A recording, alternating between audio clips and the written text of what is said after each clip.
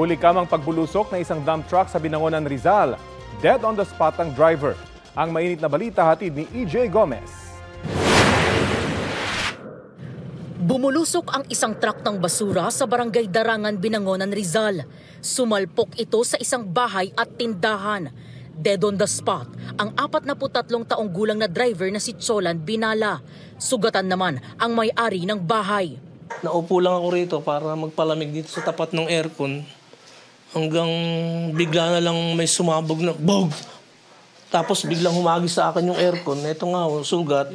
Tapos paglabas namin, makita namin yung truck. Yung mukha ng truck na, dyan na.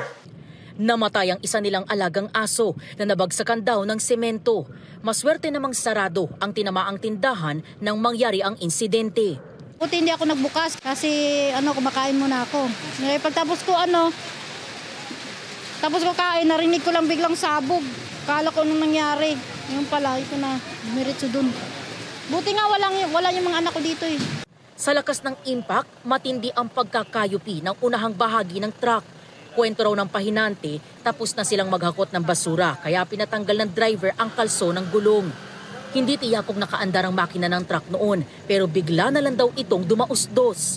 Nung magtanggal sila ng kalso, biglang dumire-diretso yung sasakyan. So unexpected na mawawalan siya ng preno.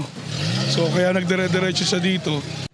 Patuloy na iniimbestigahan ng Rizal Provincial Police ang insidente.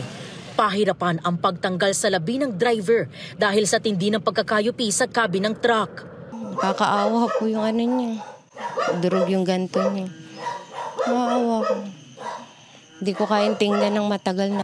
Naulila ng driver ang kanyang live-in partner at kanilang 3 anak.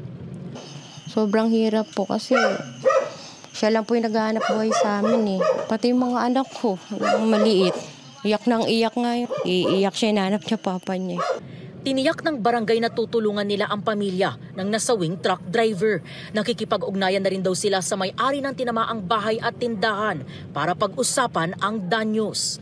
EJ Gomez, nagbabalita para sa GMA Integrated News.